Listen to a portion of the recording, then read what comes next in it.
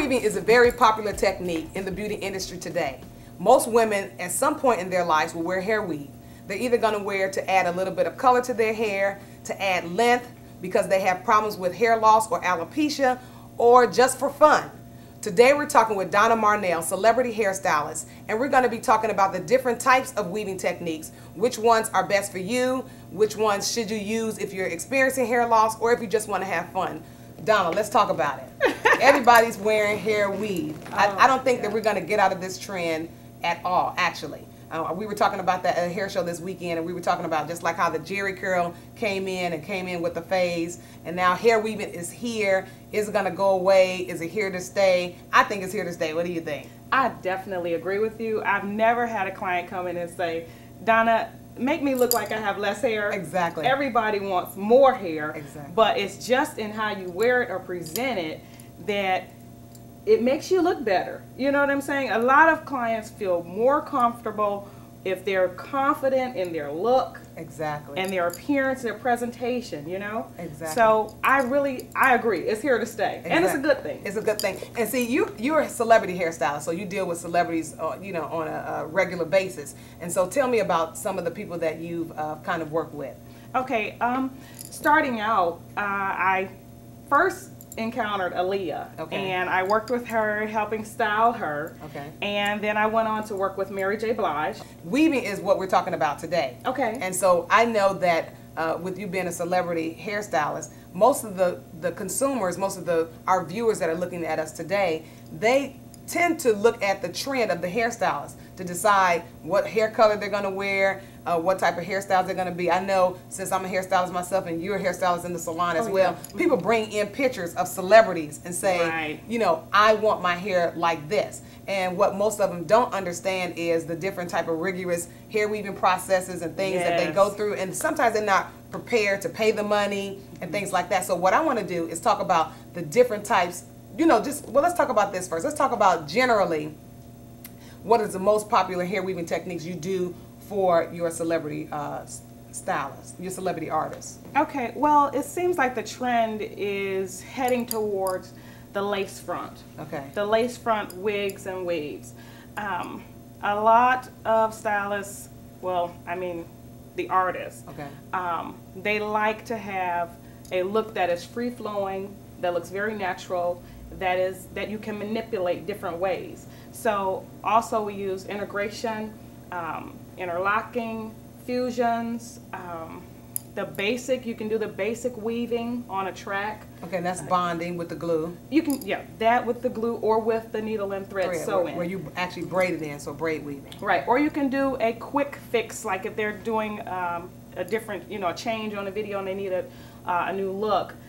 Right quick, you know, that you would use, you could use easy weft, you could use two-sided tape, you could use hair that's on a little Velcro strip.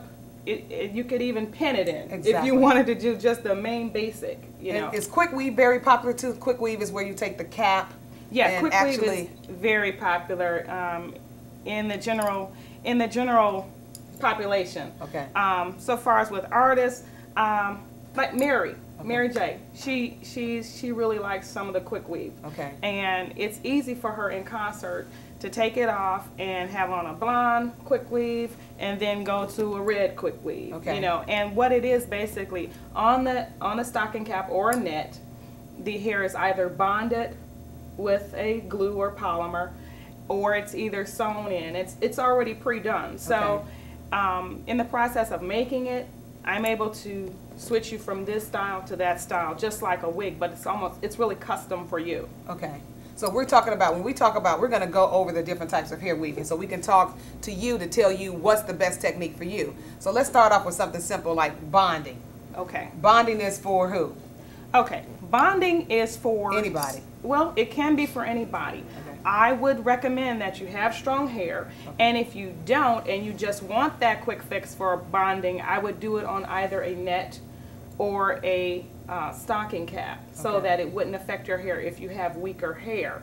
Now, if you do have strong hair, I also recommend don't just rip the bonding track, the commercial hair out. Soak it out. Exactly. You know, be gentle. it takes time for beauty. Exactly. Okay. And to be a diva, you have to make it look easy, Exactly. but it's a lot of work. Exactly. Okay, high maintenance, that's what it's called.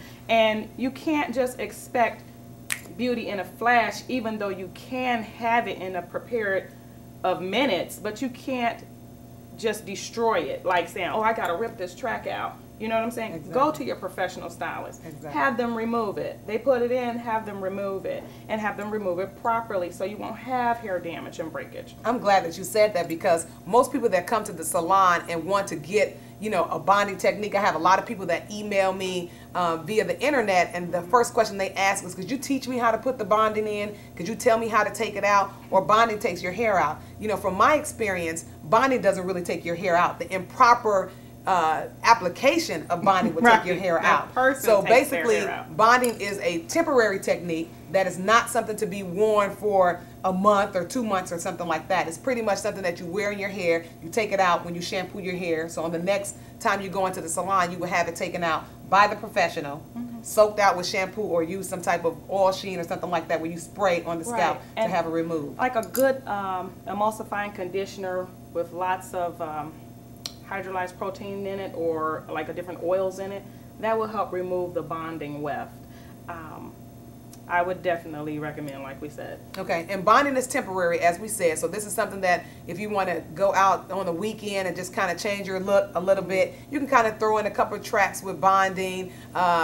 If you have some hair, because bonding, you know, you can use it for a full head, or you can add, you know, use it to add thickness or add a little bit of length or something like that, but that's definitely temporary. Okay, now let's talk about sew-in. Sew-in. Sew-in, the process where you actually braid the hair and actually sew it in. Okay, sew-in is actually for someone who has hair. Okay, I wouldn't. It's not comparable for someone who is really losing the hair. That's another method that I would use. But the sew-in is for someone who has strong hair, and it can hold the weight of the track. Okay. Okay. But it's, in general, I would use it for 90% of the population, because sew-in, it doesn't affect your hair so far as a chemical or any kind of reaction with the bonding agent or anything like that.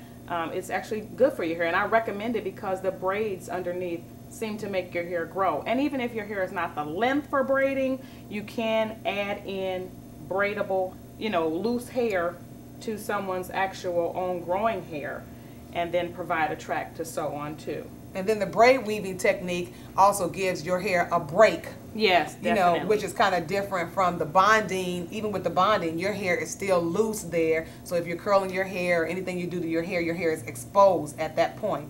But with the braid weaving, at least all of your hair is braided up. All we see is the commercial hair. Exactly. Except for the hair that's kind of kept, you know, left out at the top to maybe cover up the top weft. Right. But braiding pretty much gives your hair a break from, you know, anything that you may do to your hair that may not be good for it. And that hair that's left out, let me say this, that frontal hair, or the hair that's maybe left out in the crown, which I call the illusion hair, right. To provide the illusion. A lot of people, just in general, they think, okay, I have natural hair, I want to come and get a weave with straight hair, and it's going to blend. Exactly. You must make careful preparation choices, you know. You must say, okay, this color looks good with my hair. This color blends with my hair. Or either have your hair colored to match that hair. Exactly. Or either have it relaxed to match the texture of that hair. Exactly. Don't think that you're going to have kinky hair and straight hair and make a blend. Exactly. And have it look good. Exactly. So the choices, you make the best choices when going for your look. Exactly. That's the reason why we're talking, because we recommend that you come in to see a stylist. Exactly. I even recommend that instead of going out purchasing the hair yourself, come in, talk with your stylist, have a consultation with your stylist. Let her look at your hair. Let her tell you the best type of hair to buy. You as a consumer won't necessarily know all the different types of hair that are available for you, for your hair texture, and even where to buy it from. So always come in when you're talking about getting a sew-in weave, come into your professional and talk to her and let her discuss the best types of hair for you. Definitely. Okay, I'm glad we talked about that.